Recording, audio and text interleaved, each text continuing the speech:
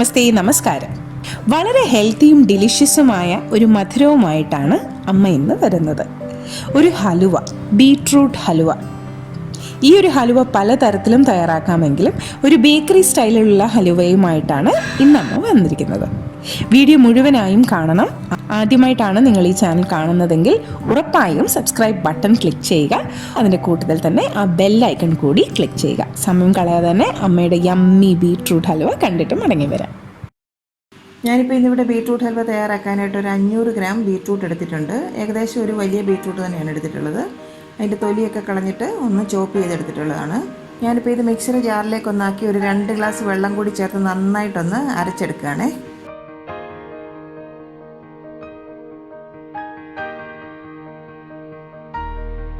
ഇപ്പോൾ ഇതാ നന്നായിട്ട് അരച്ചെടുത്തിട്ടുണ്ട്. നമുക്കിനി ഒന്ന് സീവ് ചെയ്ത് അതിൻ്റെ ജ്യൂസ് മാത്രം ഒന്ന് മാറ്റിയെടുക്കാം. മുഴുവനായിട്ട് ആ ജ്യൂസൊക്കെ അരിച്ച് മാറ്റിയിട്ടുണ്ട്. ഇനി അതിലെ പൾപ്പൊക്കെ നമുക്കങ്ങ് കളയാം. ഇനി ഈ ജ്യൂസിലേക്ക് ഒരു നുള്ളു ഉപ്പ് നമുക്കൊന്ന് ചേർത്ത് കൊടുക്കാം, മധുരമൊക്കെ ഒന്ന് ബാലൻസ് ചെയ്ത് വരാനായിട്ട്. ഇനി ഒരു 1/2 ഗ്ലാസ് വെള്ളത്തിലേക്ക് ഒരു 4 ടേബിൾ സ്പൂൺ കോൺഫ്ലവർ ഒന്ന് ചേർത്ത് ഒട്ടും കട്ടയില്ലാതെ നല്ല ലൂസാക്കി ഒന്ന് കലക്കിയെടുക്കാം. ഇപ്പോൾ നന്നായിട്ട് കട്ടയൊന്നും ഇല്ലാതെ കലക്കിയെടുത്തിട്ടുണ്ട്. ഇനി ഇതുകൂടി ഈ ജ്യൂസിലേക്ക് നമുക്കങ്ങ് ചേർത്ത് കൊടുക്കാം. നന്നായിട്ടങ്ങ് യോജിപ്പിച്ചെടുക്കാം. ഇനിയും വേണം നമുക്കിത് സ്റ്റൗവിലേക്ക് വെക്കാനായിട്ട്. ഫ്ലെയിം എപ്പോഴും ഒരു ലോ ടു മീഡിയം ഫ്ലെയിമിൽ തന്നെ വെച്ച് തുടരെ ഇളക്കി കൊടുത്തുകൊണ്ടേയിരിക്കണം.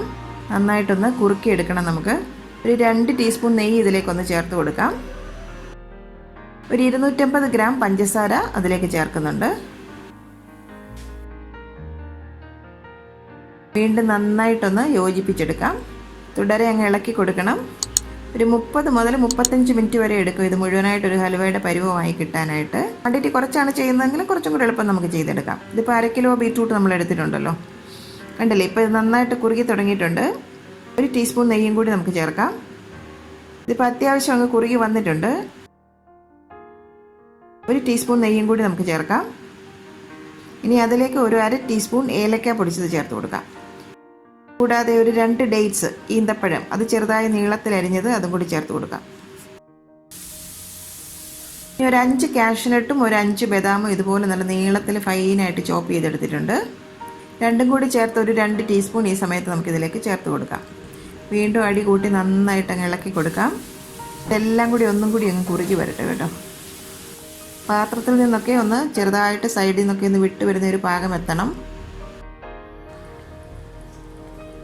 ഏതാണ്ട് ഒരു പരുവത്തിലേക്കൊക്കെ ഇപ്പോൾ എത്തിയിട്ടുണ്ട്. ഒരു 25 മിനിറ്റ് ആയിട്ടുണ്ട്. ഇപ്പം പാത്രത്തിൽ നിന്നൊന്ന് ചെറുതായിട്ട് വിട്ട് വന്ന് തുടങ്ങിയിട്ടുണ്ട്. ഫ്ലെയിം ഒട്ടും കൂട്ടി വെക്കരുത്, ലോ ടു മീഡിയമിൽ തന്നെ വെച്ച് വേണം ചെയ്യാൻ, അല്ലെങ്കിൽ ഒരു കരിഞ്ഞ ഒരു ഫ്ലേവർ വരും നമുക്ക് ഹലുവയ്ക്ക്. ഇപ്പം നല്ല തിക്കായിട്ട് വന്നിട്ടുണ്ട്. സൈഡിലുള്ളതൊക്കെ ഒരു സ്പാറ്റില കൊണ്ട് ഇതുപോലെ ഒന്ന് വടിച്ച് അതിലേക്ക് ചേർത്ത് കൊടുക്കണം. പാനിൻ്റെ സൈഡിൽ നിന്നൊക്കെ നന്നായിട്ട് വിട്ട് വന്നിട്ടുണ്ട്.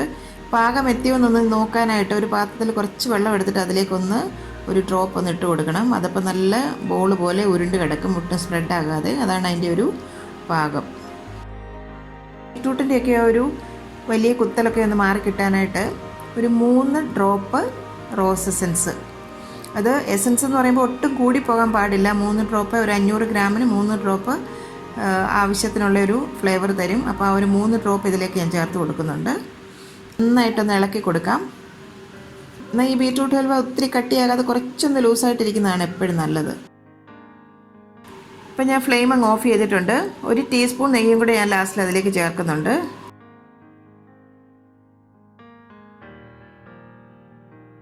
കണ്ടില്ലേ, സൈഡിൽ നിന്ന് നന്നായിട്ട് വിട്ട് വരുന്ന ഈ ഒരു പരുവമായിരിക്കണം.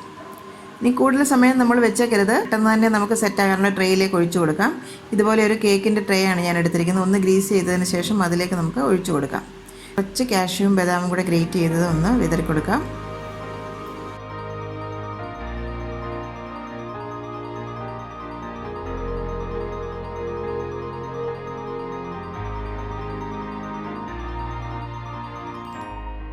ഇതൊന്ന് ആറിയതിന് ശേഷം നമുക്ക് ഫ്രിഡ്ജ് വെച്ച് ഒരു 2 മണിക്കൂർ തണുപ്പിച്ചെടുക്കാം. അതല്ലെങ്കിൽ പുറത്ത് തന്നെ വെച്ച് ഒരു 2 മുതൽ 4 മണിക്കൂർ വരെ പുറത്ത് വെച്ചത് സെറ്റാക്കി എടുക്കാം. ബാക്കി വന്നിരിക്കുന്ന ആ ഒരു കൂട്ട് ഞാൻ ഇതുപോലെ ഒരു സിലിക്കോൺ മോൾഡിലേക്കും കൂടെ ഒഴിച്ചു കൊടുക്കുകയാണ്. ഞാനിപ്പോൾ ഇതൊരു 3 മണിക്കൂർ ഒന്ന് സെറ്റാക്കിയതിന് ശേഷം ഒന്ന് de-mould ചെയ്തെടുത്തിട്ടുണ്ട്. കണ്ടില്ലേ, കാണുന്നത് പോലെ തന്നെ വളരെ ടേസ്റ്റി ആയിട്ടുള്ളൊരു ഹൽവയാണിത്.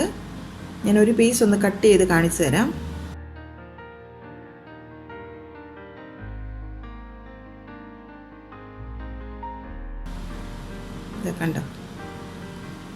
വളരെ ടേസ്റ്റിയാണ്. അപ്പോൾ നിങ്ങൾ തീർച്ചയായിട്ടും ഇത് വീട്ടിലൊന്ന് ട്രൈ ചെയ്ത് നോക്കി നിങ്ങളുടെ ഫീഡ്ബാക്കൊക്കെ ഞങ്ങളെ അറിയിക്കണം.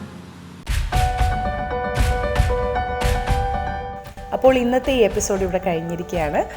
നിങ്ങൾക്ക് ഈ റെസിപ്പി ഇഷ്ടമായെന്ന് തന്നെ ഞങ്ങൾ വിശ്വസിക്കുന്നു. തീർച്ചയായും ഈ റെസിപ്പി നിങ്ങൾ വീട്ടിൽ ട്രൈ ചെയ്ത് നോക്കുക. നമ്മുടെ ഈ വീഡിയോ കണ്ടുകൊണ്ടിരിക്കുന്നവരാരെങ്കിലും നമ്മുടെ സബ്സ്ക്രൈബേഴ്സ് അല്ലെങ്കിൽ തീർച്ചയായും ആ സബ്സ്ക്രൈബ് ബട്ടൺ കൂടി ഒന്ന് ക്ലിക്ക് ചെയ്യുക. നമ്മുടെ വീഡിയോ ഇഷ്ടമായാൽ ലൈക്ക് ബട്ടണും ക്ലിക്ക് ചെയ്യുക. ഫ്രണ്ട്സും ഫാമിലിയും ഒക്കെയായി ഷെയർ ചെയ്യുക.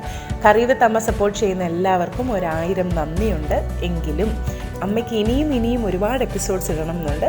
അപ്പോൾ നിങ്ങളുടെ സപ്പോർട്ട് ഇല്ലാതെ നമുക്കത് ചെയ്യാൻ പറ്റില്ല. കൂടുതൽ വ്യൂവേഴ്സുമായി ഞങ്ങളുടെ വീഡിയോസ് ഷെയർ ചെയ്യുക. നമുക്ക് ഇനിയും ഒരുപാട് വ്യൂവേഴ്സ് വരട്ടെ അല്ലേ. അപ്പോൾ മറ്റൊരു റെസിപ്പിയുമായി വരും വരെ നന്ദി, ടാറ്റ, ഗുഡ് ബൈ.